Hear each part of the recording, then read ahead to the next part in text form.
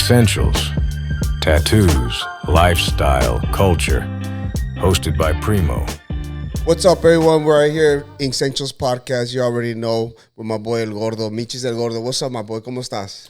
¿Cómo estamos? Michis, El Gordo here. Thank you for the invite. Super excited to be here. That's right, my boy. Hey, so basically, we just want to talk about your tattoos, how you became the product that you have right here. You brought us a bunch of stuff. I appreciate that, my boy. La neta que I've been watching your stuff, and you know, we came across each other right here in this same building because we both share the same barber, and we started chopping it up, and he has a bunch of artwork, so I just started tuning into you, and I seen how much you've grown in these last couple of years, bro. And just tell us a little bit about the whole journey. How's it been for you? How you came up with this, and a little bit about your story, bro. You know, well, thanks a lot, you know, for having me here.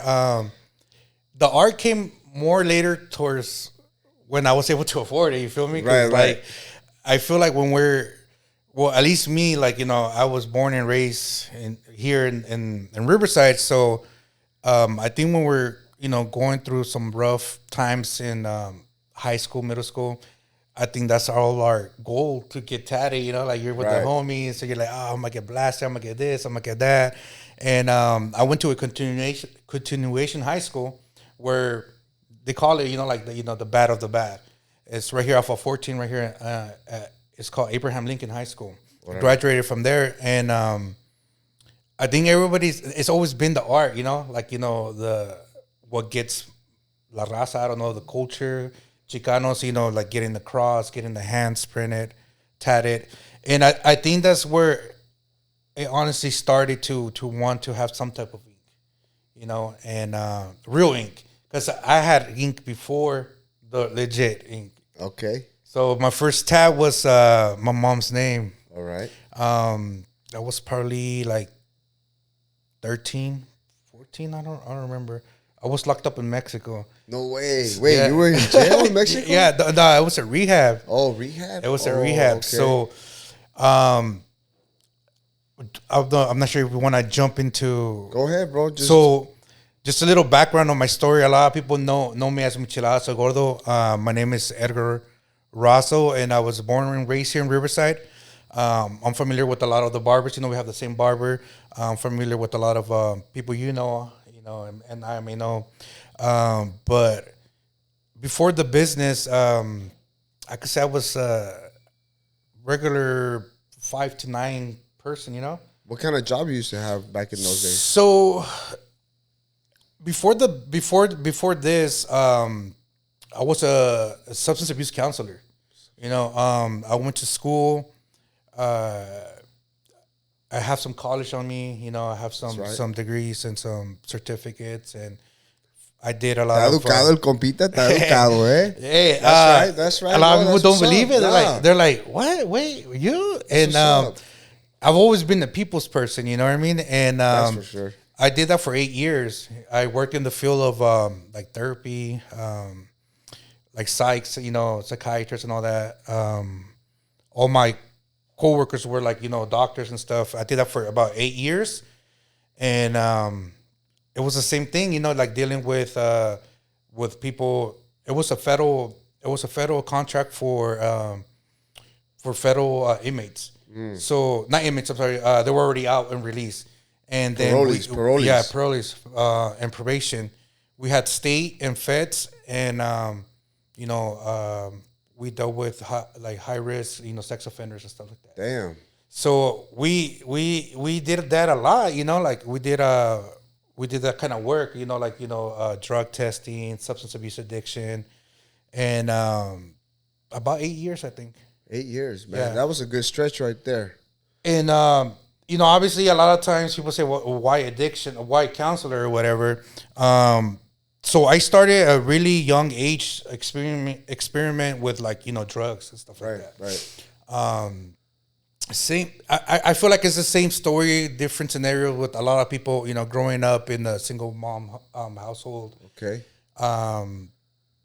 You know, not having a role model. That's for sure, yeah. Not having a dad or somebody to look up to, you know? Mm-hmm.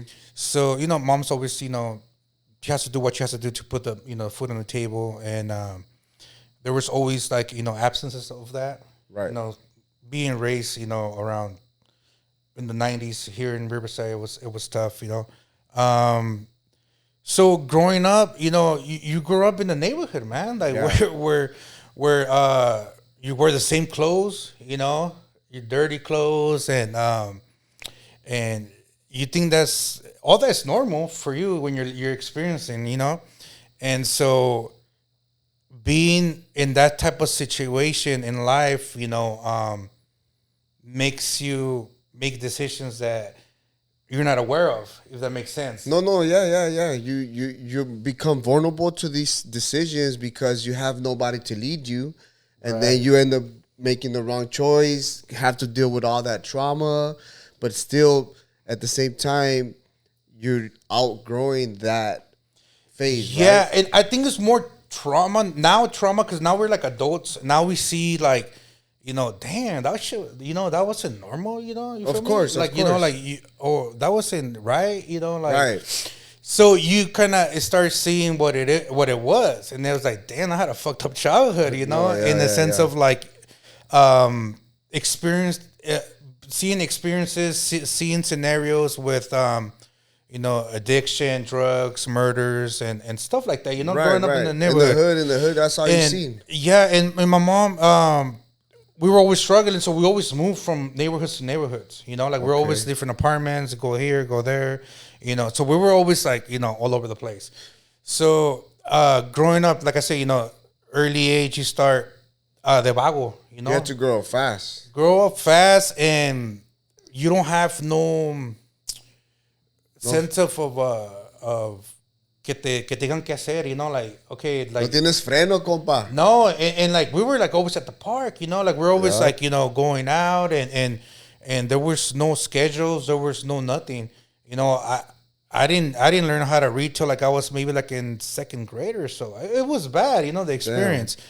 So we start growing. I start growing, going through young teens where you're just trying to fit in. You feel me? That pressure is real, bro. Like the peer pressure.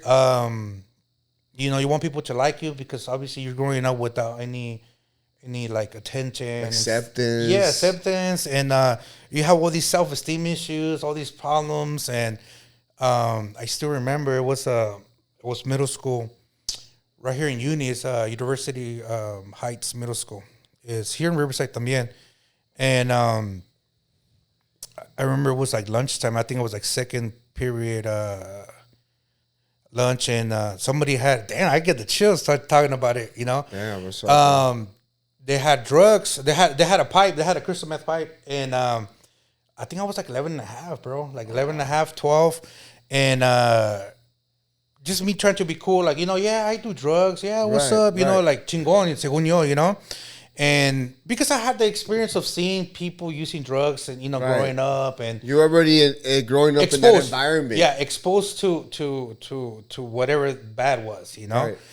Y ahí empezó, man. I hit the first hit, and it was kind of like at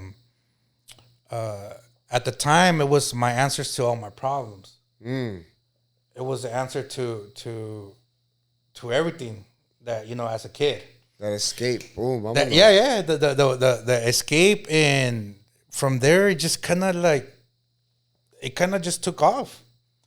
My addiction, like like I get like, oh, I'm breathing hard too. I can hear myself, because it's like going back, especially when it's trauma, you could relieve the feelings and the thoughts, the way the brain works. Like endorphins starts kicking in. It starts kicking in at the time you were there, and so. From there, it just went down bad. Right. Mom couldn't do anything. I was already staying up 3-4 days, running away. I was a runaway.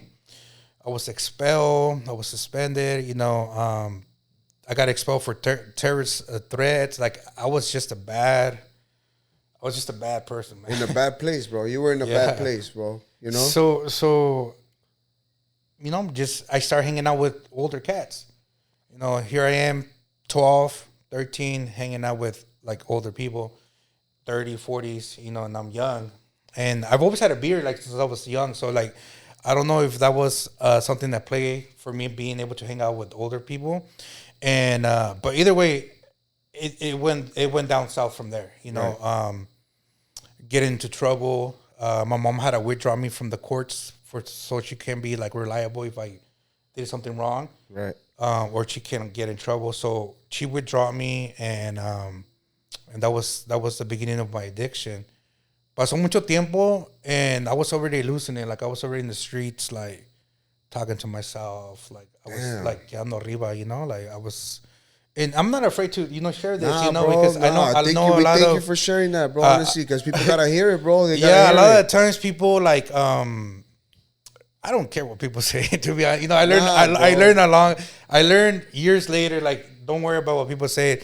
But like for the longest, even after my recovery, people were like, "Hey, fucking Twigger, ¿te acuerdas esto el otro?" And it's tough sometimes. It's not their fault, bro. You know what I mean? Yeah, At the end of the day, yeah, because yeah. that's how life is. Simón. That's how the world is there's always gonna be that negative attacking us Right. through the people, and it's always trying to get us down by reminding us like that. Don't forget that person. But I think they don't do it intentionally. Yeah. But I think it's just a natural way of like the human, like like they probably don't mean it like to hurt your feelings, but it's como la envidia or you know it's how like now people trolling on the comments on somebody else's post, trying to get the most laughs out of everybody. Yeah, People put into that. Like for That's instance, the same thing, like in the circle. You know what I mean? Like trying to say something the funniest so everybody can get to laugh, but at the end of the day, they don't really mean to hurt you. Sometimes they say that because they're not in a good place themselves.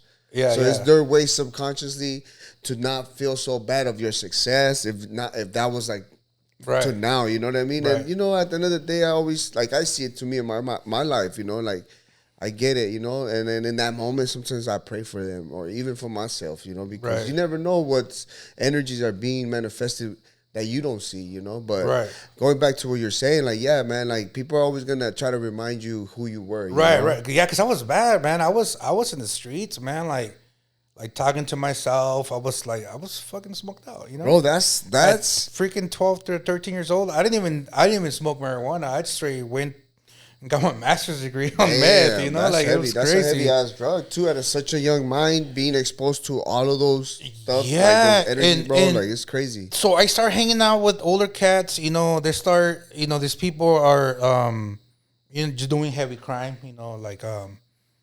Just coming up like on ATM machines and Right. See, it was fraud. It was a lot of stuff. Yeah. To a point where I started getting scared because they started putting our pictures on the que se buscaba or like on bulletins. Yeah, like back then we didn't have really social media, so it was kind of like flyers in the stores. That's crazy, like bro. at Stater Brothers, and I remember that night we hit good, and I had money and stuff, and my mom, but I think I got like paniqueado because I felt like the cops were looking for us, and so my mom she got me drunk. I still remember my mom got me drunk. She gave me like a 3-pack of beer.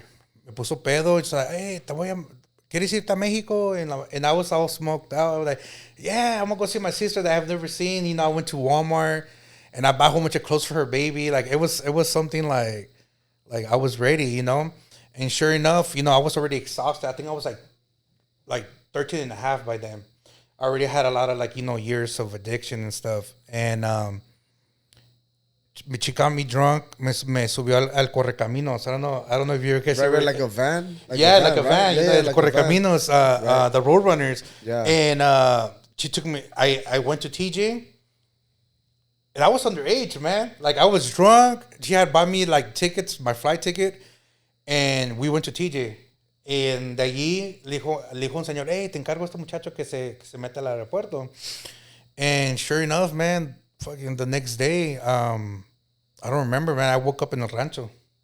I woke up to roosters and noises, and I was like, where the fuck am I? Here I am. Crazy. Never been in Mexico. Never know, the language. Because Spanish here is different over there. Right. So my life started there in Mexico. The lifestyle of conviviendo con la familia, with the structure. And so the addiction, looking for it over there. This was before the cartels went to war, like in '06 or What part of Mexico did you go? Guanajuato. Guanajuato. So it was easier to get more drugs over there, and then I started my stuff over there, Damn. and my mom, they're old school, my grandma, like, no lo vamos a cerrar porque, le van a pegar or they're gonna mess them up and whatever. So she never wanted to lock me up till like one day I was super drunk and I was with Grupo Exterminador. I don't know if you heard of them. Yeah, you were with them. Yeah. So somehow we're that's family lejana. We're related somehow. No way. So I was like on stage. We were like at a fair, and we were like, I was fucked up. I was Did they sing that song de las nuns? Yeah, that song goes hard. Fool. And like Santa Claus, I was drunk. It was around that time of the year. Okay.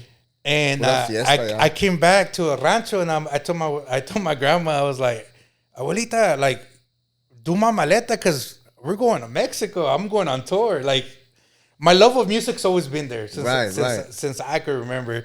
And she called my mom right away. Hey, tu pinche chamaco se va a ir para Mexico. Like, blah, blah, blah, blah.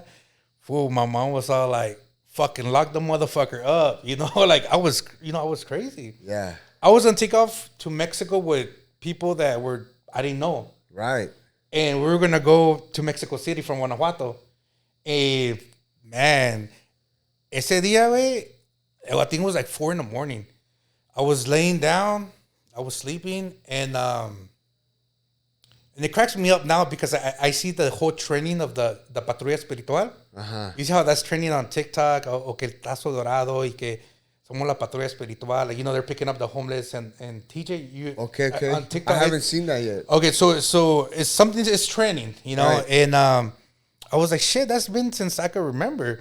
So I was laying down, and they're like, hey, mijo. They're like touching me, and without my glasses, I can't see anything. I like I'm really blind, So I was able to see like maybe like 6 people around me, just like shadows. Yeah. Y me levanté, and they're like, hey, somos la patrulla espiritual. Te venimos a salvar tu vida. Wow. And I was like So you what? thought you were dreaming? Yeah, and then I thought it was like the U.S. looking for me because we were fucking. Damn. Yeah, I thought it was all these cops. stars start coming. Yeah, you're young. Yeah. You're thinking lo que no. That's crazy. And then my tía se like, mijo, que estos muchachos te vienen a buscar, and I was like, oh fuck, they all got me, and they handcuffed me. They handcuffed me and they put me in a car. And I started fucking crying, man. I was like, what the fuck's gonna happen? Like, Right. Like, they kidnapped me pretty much. And so I got kidnapped, and then on the way to the facility, I was like, hey, I got to use the restroom, because my plan was to get out, like leave. I was scared. Not knowing that everything was already structured from over here. My mom was paying money to the Nexo, which is a Mexican rehab. Mm. So I get there, I get to the second floor, and it's like a whole bunch of people, like winos, like just they're giving them alcohol every hour, and I'm like, what the hell is that enfermería? So I'm there, I'm laying down, and I start getting fucked up with their fucking liquor inside there, because you started drinking. Yeah, it too? Because I was just wild, right? And then I tried to break up, like salir, do a breakout. And the guy that got with me, like, hey, we're gonna do a breakout for Christmas. We all want to go see our ladies and blah blah blah blah. And so when we're coming down to the meeting, because the treatment is about meetings and 12 steps and all that BS, and he told on me. He's like, hey, this pinche gordo, like he's trying to escape after we had planned the escape, and I got up and I let him have it, and then todos los padrinos fucked me up, man. Damn. I heard stories about those kind of places. They'll fuck you up. Yeah. They'll put hands on you. They messed me up, man. And they took my glasses off, and same thing, same scenario, laying down. Y pinche dos monotes, like And I was like, no, fuck you guys. You know, I was just like, whatever. And it was the cops, man. Wow. They called the cops.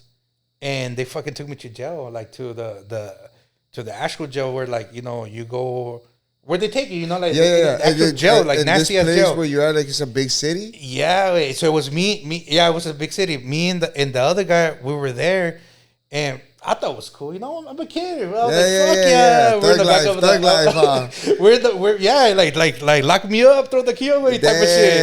I was in the back of the truck. Y ahí vamos al pinche centro, güey, like to la cárcel. We're there, and I'm like, damn, it's fucking cold in here. Like, you know, like it's. Y había cobijas llenas de gómito, like vomit. And damn. It was so cold that as soon as we walked into the cell, this guy, the guy that I was with, he said, like, Gordo, duérmete, güey. Just do what I'm telling you, because I know when we get where we're going, va a ser pan y verga. Like, you're not gonna fucking sleep. I'm like, what the fuck is this fool talking about, right? You know?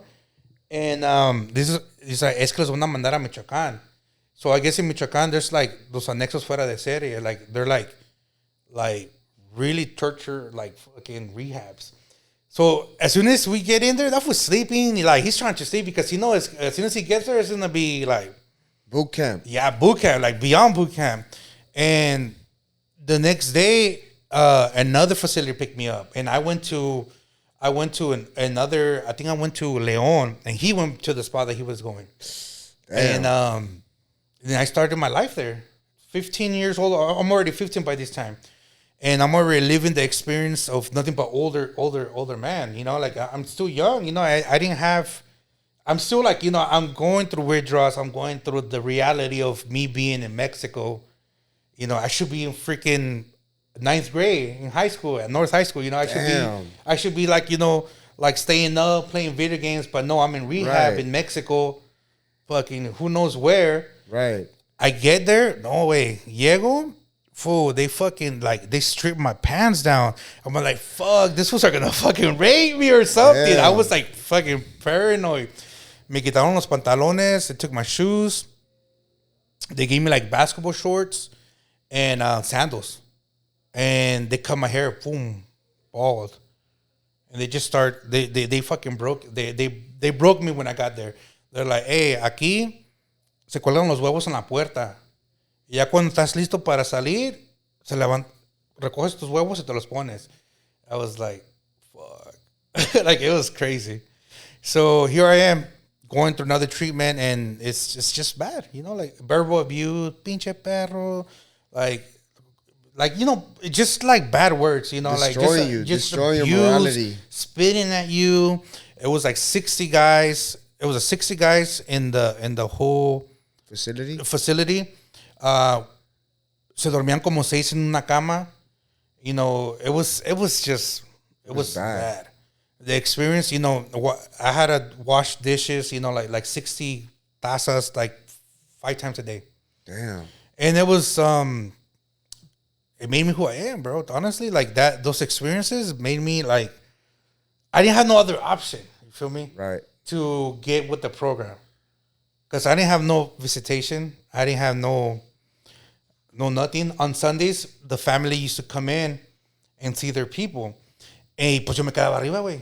Like, I didn't get no food. I didn't get no KFC, no fucking cigarettes. And it was bad. But I think that's where my hustle comes in, you know, like, you know, being able to survive, you know, like I used to have my grandma like smuggle coffee into the rehab, and I used to just pretty much push the coffee and stuff like that, you know, cigarettes. And you made it work. You would make it work. Yeah, and because I had a really bad addiction with cigarettes, you know, smoking. And los padrinos, like, you'd be like, hey, dame las tres, you know, the last 3 puffs. And they'll grab the cigarette and they'll throw it at you. Like, hey, fuma perro. Like, it was bad, bro. But they're really trying to kill that I would say that demon inside you that was controlling you. Yeah, and now you see it, and you see, well, the good of it, and you see the bad of it. You feel me? Right. Like, the good was like they're there to cure you or to help you. You know, we used to eat nothing but like íbamos a la central de abastos where the stores get their foods and their vegetables, And we used to go around like, hey, somos de un centro de rehabilitación. Like, we're here to like, if you have any donations, so los daban todas las cosas podridas, like, like all the leftovers and Damn. all the, and That things that wouldn't sell no more. right. And to us, that was like the shit. Ooh, Because we we didn't came have up. nothing. Like, we had Bro, we had beans that's and ni lo tough. That's limpiaban. tough, bro. We'll be eating frijoles de la olla and fucking the rocks in the teeth. And Damn. it was tough, And I always share this with my wife and my kids, and people like, we'll be in the back of the truck llena de verdura, and like we go to when they venden el chicharrón, and all the crumbs underneath the que se queda abajo del chicharrón when they're in the display, they will give us that. That shit was probably there for months, man, like half a year, whatever. Then we had another guy that he was his dad owned tortillas, like corn tortillas, like tortillas shops, and they will donate the tortillas, and we'll be in the back of the truck, like fucking 90 miles an hour. Yeah. No, they were fresh because they were donated. That's how they used to pay for his service there. Oh, okay. So we'll make tacos in the back, and it was the best experiences to this day. I still remember it. I'm like, damn, like that. Those runs right there. Those runs were good. So, the time went on. And I started getting older, and it got to a point where they didn't want to deal with me. My family over there, I was too bad, And so my sisters came and picked me up, and I came back to Riverside, and that's where I came back to high school. Imagine being on drugs for a few years, going to rehab, being in the going to jail like so young, and just dealing with program, like. Eran 8 por shower. Boom. Uno se echaba el jabón, el otro se bañaba, and rotate. And it was just a program like from the very beginning, that I can remember. And I can relate to that. Yeah, I know you could. Yeah. But you know what I mean? It's it's something that will stick to you forever. No, for real. It's like this. It's like a discipline that is gonna be there. And when it was a much necessary discipline, because I feel like, like how what you got going on right now, that kind of prepared you for this, Yeah, wait. So I came back drug free. I got into, so I came back to high school. Like I started to be a normal kid again. Right. I went to high school. I started promoting drug free, the lifestyle. That's what's up. I started joining like clubs. At the time it was Friday Night Live. I started joining just clubs, and like it was a movement of drug free. And my story, eventually I graduated. I did my high school. I did it in 2 years, and then I think I was going to college at the same time. I was going to a trade college, and I was just living the dream, man. I was just like drug free and volunteering with the city, the county. You had some mentorship too after that? Too? Yeah. I had a mentor. So I had Friday Night Live was my mentors. And Gentry, Gentry was one of my first black friends, because growing up in a neighborhood, you always, los Mexicanos con los Mexicanos, the blacks with the blacks. And then Ivan, he was, so it was a barrier that broke when I came back. And just the culture, just hanging out. And sure enough, I got hired through the county. Mm-hmm. And then from there, I was going to college, getting my credentials, and I started focusing on that, on helping people, become sober. That's what's up. So here I am, like 20-something, 21, 22. And I get this job going back to the people that were on probation. Okay. Like, hey, we're hiring.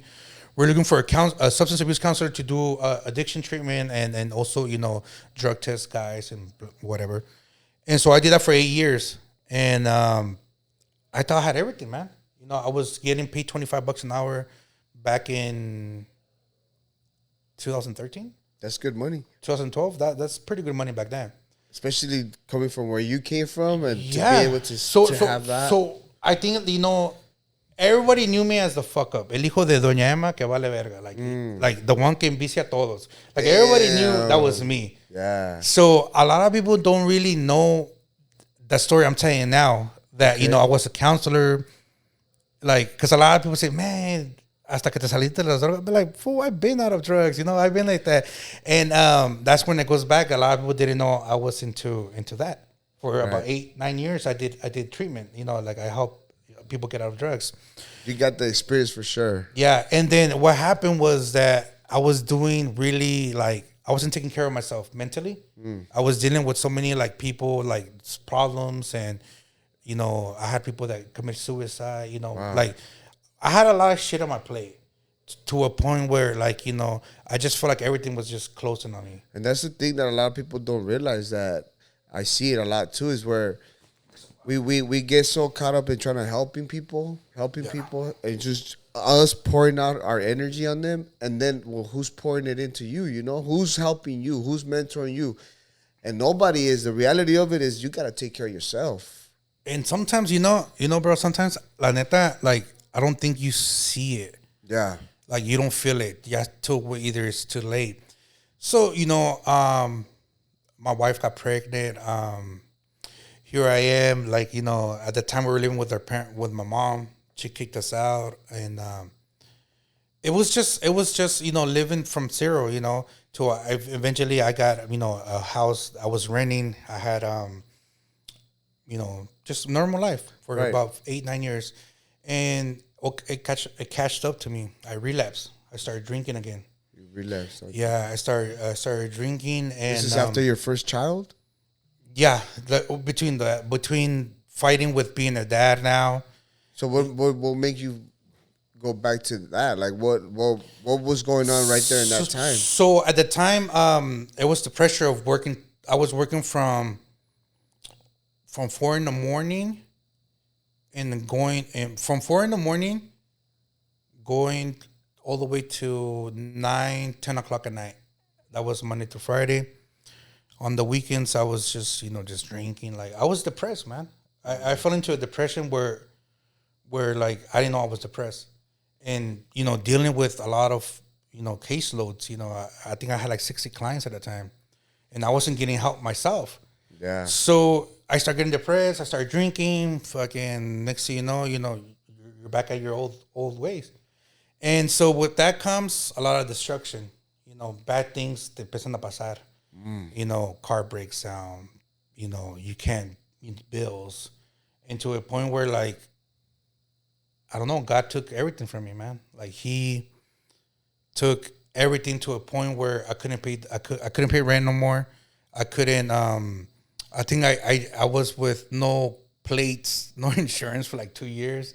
Like it was just bad. And this is because you would get drunk and you would just spend your money wildly. I just feel like or you lost your job, or yeah. So at the time, it started getting sloppy. The people that I used to work with were pretty much like taking advantage of me, because they had me do like oh, just have Edgar do it. He'll do it. Like have him paint the freaking walls on the weekend. So I was getting work over a lot, right. And so everything just started getting like nasty. I don't know if that makes sense. Like, I feel it. Like, I was doing work of doctors and psychiatrists when in reality I wasn't prepared for that. And I did that for years. So they were using, me, the lower pay, to take care of other stuff. Because like they gave you the job, so you felt like you probably like to everything. me, to me it was that like I need a job, and but with all that, a lot of problems came. I got hurt. Oh yeah, I got hurt at work, and I told the guy like, "Hey, I'm hurt." I'm like, it's a like that. Damn. Do what you gotta do, and sure enough, things went down south. I got laid off. So I got laid off. Everything was just no money. That was it. Damn. Imagine getting paid good money and not having nothing. My girl, she just had the baby. Like it was bad. So my in-laws from TJ, we went to Tijuana. At this time, we have nothing, bro. Like it's like we don't have no money. Like you go to TJ. So she took us to TJ to kind of like get away, kind of hey, let's go, a de que te deshogues or whatever. Right. And I saw Puesto Micheladas. Okay. At the beach.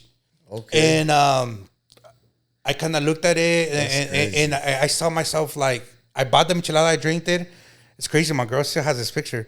I had like the cup like this, and like a light came up, and I was like, "What the fuck, bro?" And that was it. I got a rock at the beach, una piedra, y me acosté, me dormí, güey. Like then I woke up again, and that image got stuck in my head.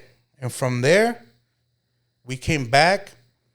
And I was talking to my mom. I didn't have the money. And I told my mom, hey, mom, préstame 200 bolas. Let me borrow some money. It's like, ¿para qué? I was like, es que voy a vender micheladas. That's pendejo. Te voy a echar a la cárcel. Fool, it's because you're so hard to think, like, wait, we're trying to get you away from that. And you're over here trying to make... So I can see, like, just moms is just going nuts. Like, nah, fool, this is not a good idea. It's bad, fool. Oh. So my mom gives me those $200, fool. And she still gives... That's moms. That's moms for you, bro. Still, the love is there, bro. Yeah, after everything, me and my mom were being good. And so she gave me the $200, and me and my lady and my newborn, we went to LA, way. I bought cups. I bought fucking tamarindo sticks. And I just started experimenting, fool. Like, I was like, así como están los vasos, I was putting orange juice, I was putting clamato, tajin, chamoy. And I would just experiment, like, Flavors. And, you had your notepad right there, writing shit down? Yeah, writing shit down. And I didn't know nothing about social media. No sabía yo nada. So I was still embarrassed because, coming from an office job to becoming a fucking Michelada guy, a vendor, a street vendor. And I remember I went to my cuñado. His name's Omar. He's a barber también. And I went to the shop. I had the whole setup, but I was embarrassed, bro. I was embarrassed to be like... To pull up and set up right there? And set up and be like, hey, I make micheladas type shit, yeah. And I still remember my sister recorded me the first time, like, doing the michelada. And I still remember the guy that bought me the drink. And he's like, what do you sell? I'm like, I sell micheladas. Like, how much? And I was like, I don't know. Like, I didn't have no business. Right. Structure. You had not thought that far yet. No. I was like, fuck, give me $5. Me dio $5. Okay. Y de repente, güey, todos salieron del barbershop. Boom, buying me. And I was like, okay, this feels good. I'm going to do this. Yeah. So I didn't give up, bro. Like, I just continue. And then my lady always supported me, like. Right. Like. How important is that, bro, for your lady to support you? It's really important. I think it plays a lot in a relationship. Que tiene que ser, like, like, she needs to be your road dog. If she, because she's been there since day one. That's what's She's been there since. We've gone together to church to fucking get the dispensa because we didn't have money for food. That's what's crazy, bro. And it's like that's powerful right there. Yeah, bro. We used to go to that the rock. Bond is we used to go to the rock church. Oh man, I get the chills because I'm not getting all choked up and shit. Because I went to the rock church when I was going through the whole like losing everything. I went and I saw a pastor and he's all like. I was like, I'm here to get prayer, like, y el vato, like the way he was praying on me, I felt like he knew. I know it was God, It was God just leading you to Him. Because las cosas que decía, güey, like, he'll grab me, like, he was like praying for and me. And then he whispers it in your ear, huh? Yeah, no, he was talking, and he was saying, for all his addictions to go away, like he knew fucking who I was. Right. That's and how it was God like, works. How? Yeah. Like, when they start talking, oh, dear God, blah, blah, blah, and they start talking. Right. But he was saying things I was going through. Directly, like he knew. I was like, damn. That's why I know God's always been there since day one. That's like, amen, bro. It's crazy. That's right. So, going back to the whole experience of the micheladas, it was good. I was a Cardenas looking for ingredients, like. Okay. I told my girl, like, hey, we need to fucking put stickers on the cups. We need to do a brand. Already. And already. After the I still first remember time I was in aisle 9 way. I still remember it because, like, that's micheladas, el gordo. What do you think, babe? It's like, oh, yeah, sounds good. Like, everything was, like, fuck. All right, whatever. So, like, I fucking run it. So, I hit up some guy. And I'm like, hey, if I need a logo, my name's going to be Micheladas el Gordo. Estoy gordito, Of course, of course. And it was this one right here. I don't know if the camera could see. Yeah, we'll put it in there. Yeah, it was the emoji, the Snapchat. The Snapchat emojis. Yeah, Snapchat emoji with the chef coat or whatever. Okay. And the beer, I put it red for. Who did that tattoo? Who did that one? Alfred. Alfred? From Matt Tatters. Yeah, my compa. Yeah. Hey, yeah. Saludos al Alfred ahí, está chingón. Yeah, he did that one, you know. With the Riverside bag. That's tight. You know, this was in 2018 when I started. So it just ran with it, bro. Honestly, like Micheladas El Gordo, like it was a brand from the beginning. That's what's up. Like, you know, like I used to go to Mexico and TJ, and I used to get like the stickers. Okay. And I wouldn't go out if my Cubs didn't have stickers. I wouldn't go out. You're hard on yourself. I never knew nothing about business. Right. And así empezó el business. Like, you know, the stickers, late nights, putting in stickers and getting ready for the next day. That's what's up. And everything was going good. Mm-hmm. You know, I started networking. You know, one barbershop led me to another barbershop, tattoo shop, salon shop. Next thing you know, I was like at 8,000 followers. You know, I was my follower when I first started. Of course. And I was busy, man. Boom, left to right, working, you know. Weekends or during the week también? Or it was... or whenever they called you, it was all week, and 2 days were like me looking for products in Mexico. Like I used to smuggle that's another story. I was smuggling the beer from Mexico. Genius. And till I got caught. They fucking flagged me, and they're like, next time you're gonna get in trouble. You were probably crossing too many. Like 30 cases of 24 packs. And they were selling. I was like, you know, it was $3 minimum, $8 a michelada, $3 minimum to go to your house. And I was all over Mobile. I was Riverside. I was fucking left to right. I was just doing it. Okay. And then from there, I met a good friend of mine. His name is Rigo. He used to play for. He plays right now for Los Pistones, but he used to play for Legado 7. Okay. So when the whole SMO started with all the artists, you know, J.O.P., Herencia de Patrones, Shrek, todos ellos cuando empezaron, that's when I started. Like, so I met him at a barbershop, and I remember we kind of like shop it up from there, and from there it was like, hey, you should pull up, like, you know, pull up to the show, to the next show. This was back in 2018, cuando pegó la canción del Afro.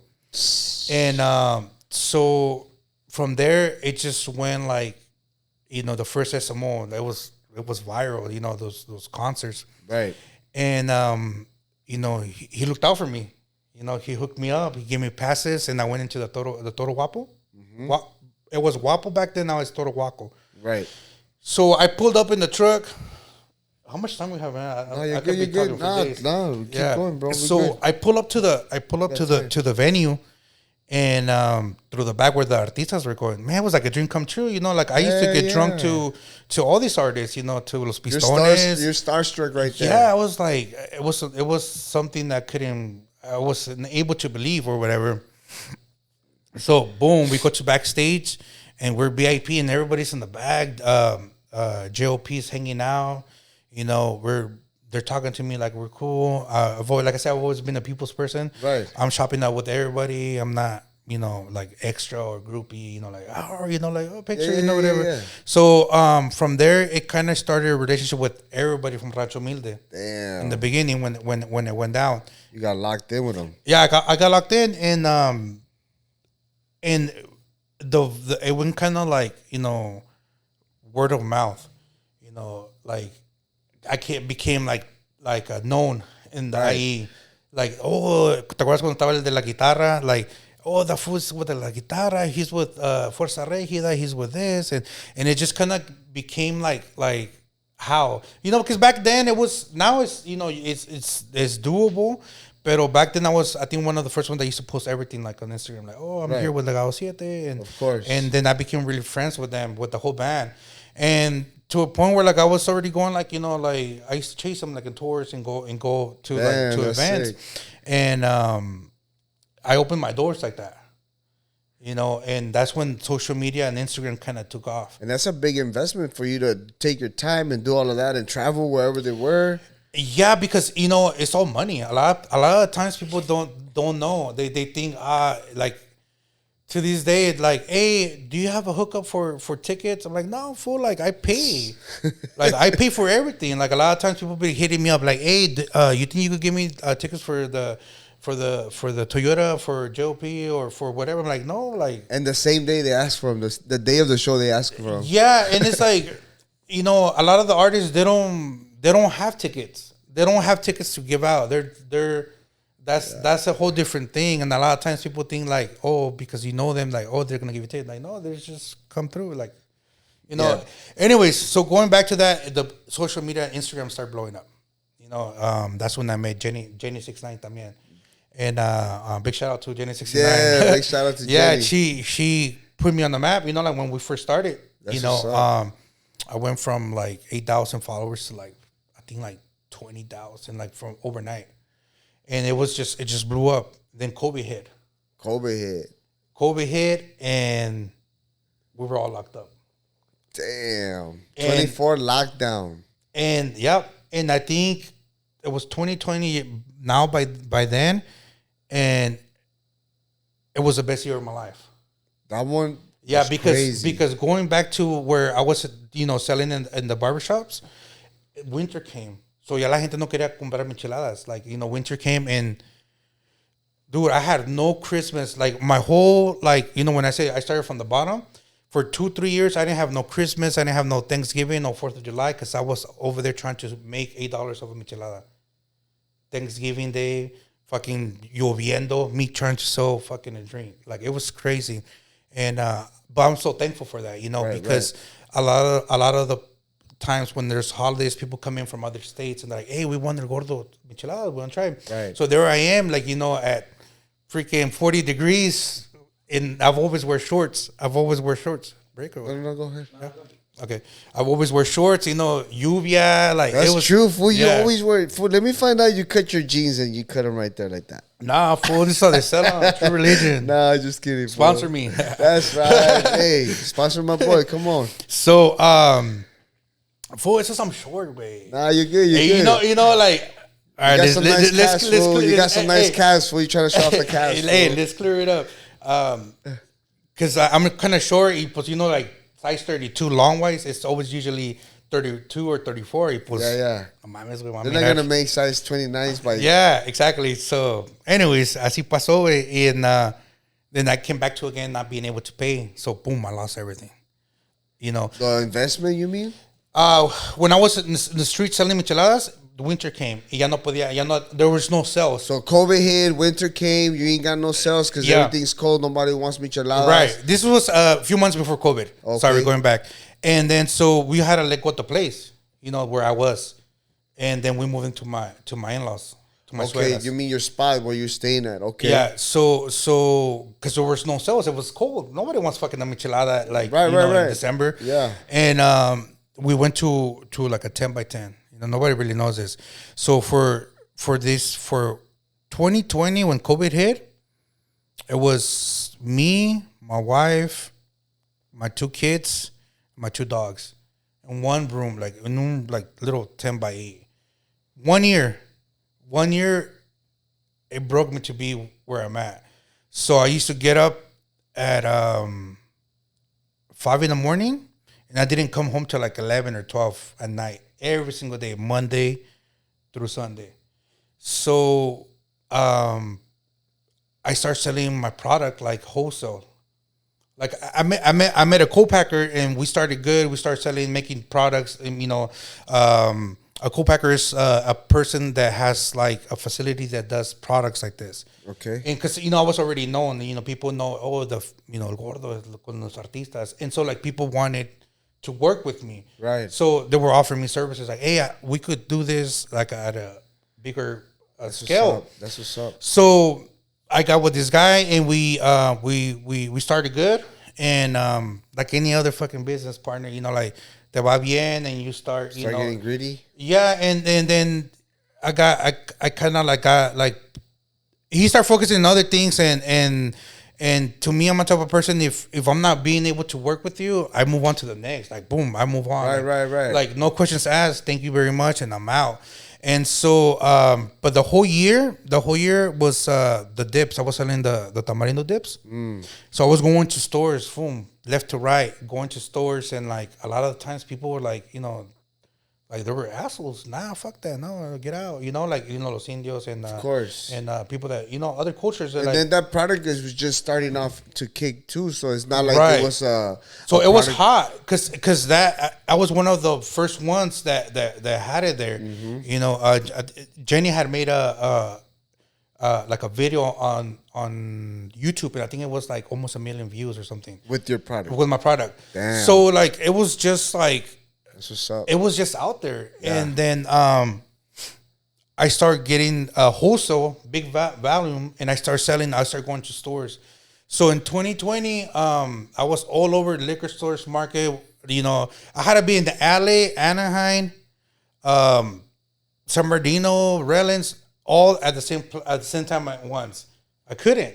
Right. I was fucking going crazy, man. Damn. So all of these places were already asking you for for product. Okay. But I was already making money. That's like because my goal was to get my family out of my in-laws. Like of course. Fucking 1 bedroom, 2 dogs. You're on a mission, bro. You can't even do shit. Like it's just it's because you start bumping heads. It doesn't matter like if they're your parents or whatever.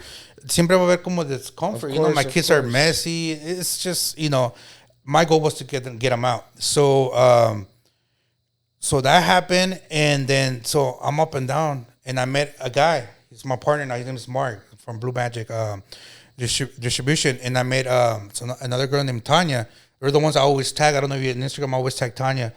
So I met him, then I met her, and we started. I started selling my product to them, and they're the ones that were like, "Oh, we know he's Syrian." So shout out to all my Syrians out there. He's Syriano. Business people. So one word, one cell went to boom to my cousin, my primo, and it just went like a virus. Domino effect. Virus. I think this guy named Mark, which is my guy, he was working at a liquor store he was in charge of the liquor store. I came in and he believed in me. Out of everybody, nobody believed in me, bro. Like, that's right. There's always going to be that one person that does. Yeah, because my stuff is expensive, but it's because it's quality. Quality products. It's like it's quality. I spend a lot of money on my products, and so he believed in me.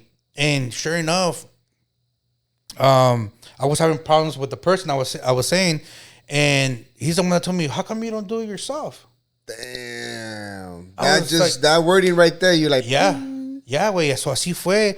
And then the whole year I raised money, man. That's right. I think I raised I don't really like talking about money, right? Don't talk about that. But we know you being successful, my boy. So I bought my first mobile home, my house. Yeah. And I got my 4-bedroom house, and I had my kids out, and we're living life. That's right, my boy.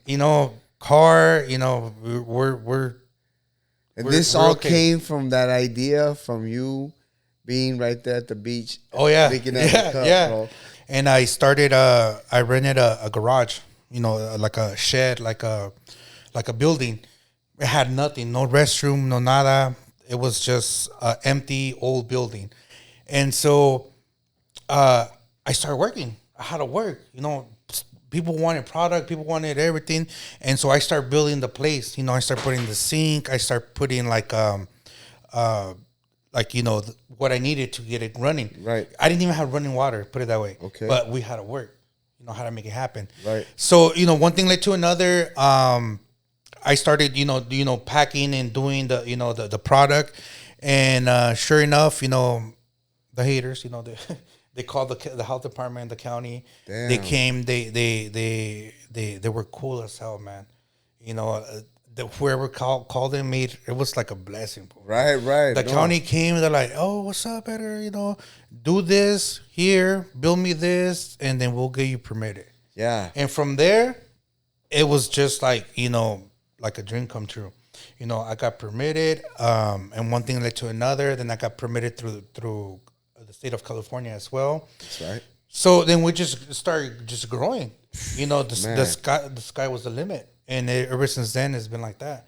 And honestly, it was the best experience of my life. Everything that we share today in this podcast, Right. and it's made me the person who I am. My focus now is on my product.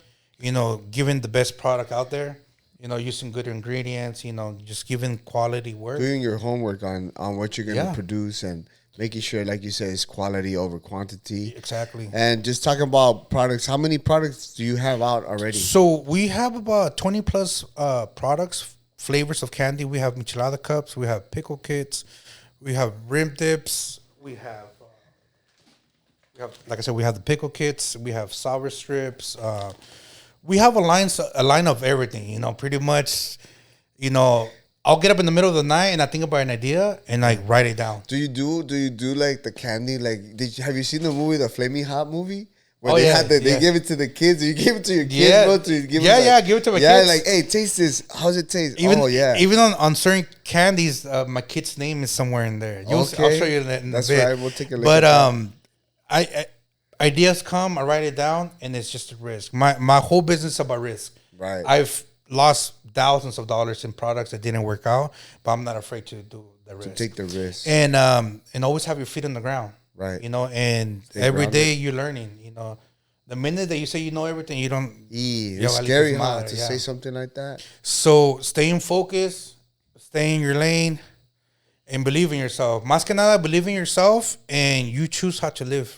Damn, bro. La neta, you choose how to live, and a lot of times we all have trauma, we all have problems, we all have fucking backgrounds of obviously everything we share. Yeah. It doesn't dictate my future, pues no. Right. It doesn't determine who you're gonna become. Yeah, and sometimes you have to go through that to be the person you right, are now. of course, the experiences of life and 'cause everything. it's tough. But a lot of people stick to that, and that's their excuse.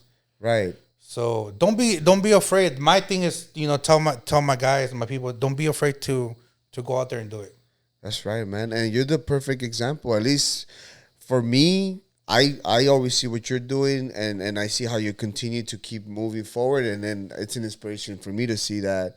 Also a pleasure to have you as a friend, and thank you for everything that you've brought to us, and the message too, bro. Like, powerful message. And like you said, don't let fear stop you from doing things. There's always enough for everyone here. Right. Just put your heart, like you say, your heart, and be genuine, and have the good intentions with your product or whatever you're doing in life, right? Yeah, because a lot of people say, "What are you doing?" Like, because there's a lot of brands that come out. Right. I see. You go to liquor stores. There's tons of brands. The answer is always we do it with love.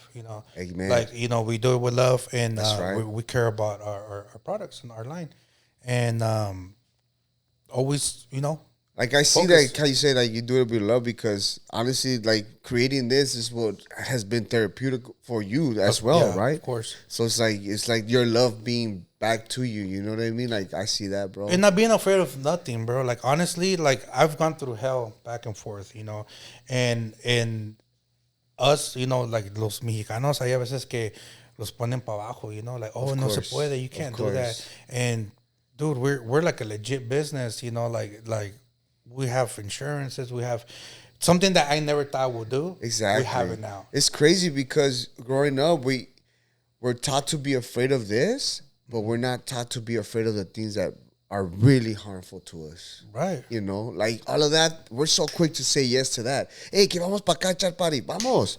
Hey, but if you tell somebody, hey, fool, let's do our homework and let's run a business. Oh, no. What's going to bro, what is more scary in reality? Yeah. Yeah. And To go down the other lane, or to create something out of nothing and say, hey, look at how far we've come. That's beautiful. And you know it from your experience. You do the things right. Look at what you create, bro. Yeah.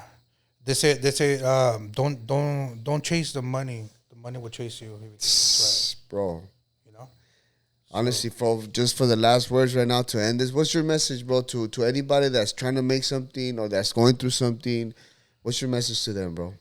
Guys, just do it. Don't be afraid, because if you don't do it, somebody else is going to do it.